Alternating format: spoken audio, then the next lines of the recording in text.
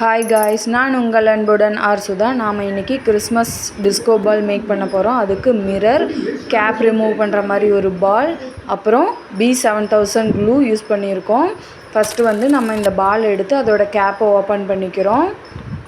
Gap open பண்ணிவிட்டு அதோட centre பாயிண்டில் நான் காம்பஸ் யூஸ் பண்ணி ஒரு ஹோல் போட்டுக்கிறேன்.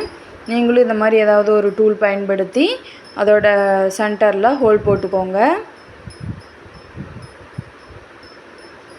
ஹோல் போட்டதுக்கப்புறம் ஒரு சின்ன கம்பி எடுத்து அதை வந்து வளைச்சி விட்டு அந்த ஹோல்குள்ளே இன்சர்ட் பண்ணி நான் பின்னாடி சைடு திருப்பி உள்பக்கமாக அதை வந்து 2 பக்கமும் விரித்து விட்டுக்கிறேன்.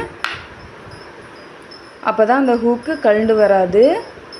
இப்போ நம்மளுக்கு ஒரு ஹேங்கிங் ரெடி ஆயிருச்சு. இதில் வந்து நம்ம B7000 க்ளூ யூஸ் பண்ணி இந்த மிரரெல்லாம் ஒட்ட போகிறோம். நான் கொஞ்சம் கேப் விட்டு விட்டு ஒட்டியிருக்கேன். நீங்கள் வேணும்னா கேப் இல்லாமல் கூட ஒட்டிக்கலாம். இதே மாதிரி ஒட்டிக்கணும். அடிப்பக்கமும் ஒட்டிக்கிட்டு மேல் பக்கம் இந்த ஹேங்கிங் இன்சர்ட் பண்ண பக்கமும் மிரர் ஒட்டிக்கணும். ஃபுல்லாக நம்ம வந்து மிரர் ஒட்டினதுக்கப்புறம் நல்லாயிருக்கும். கொஞ்சம் கேப் விட்டு விட்டு ஒட்டுங்க. ஃபுல்லாக ஒட்டினதுக்கப்புறம் இந்த மாதிரி தான் இருக்கும்.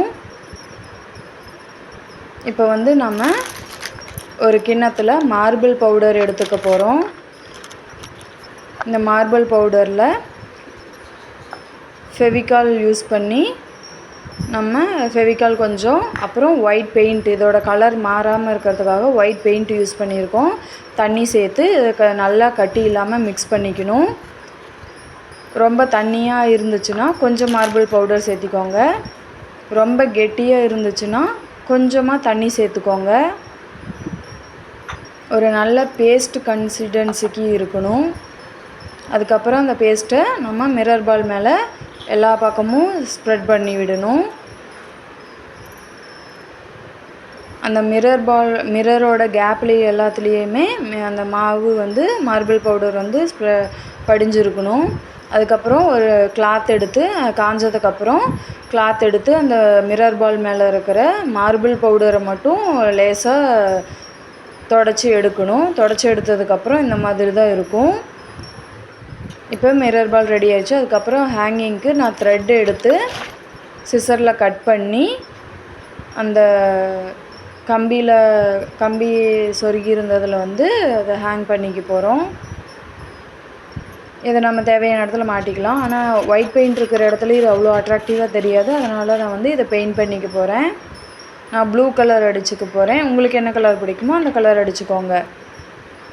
இந்த பெயிண்ட் வந்து இந்த மிரர்லாம் படுது அப்படின்னு ஃபீல் பண்ண வேணாம். நம்ம வந்து அதை லேசாக தொடச்சி எடுத்தோம்னா அந்த மிரரில் இருக்கிற பெயிண்ட்டு போயிடும். அதுக்கப்புறம் இதை நம்மளுக்கு பிடிச்ச இடத்துல நம்ம ஹேங் பண்ணிக்கலாம். சூப்பராக இருக்குது.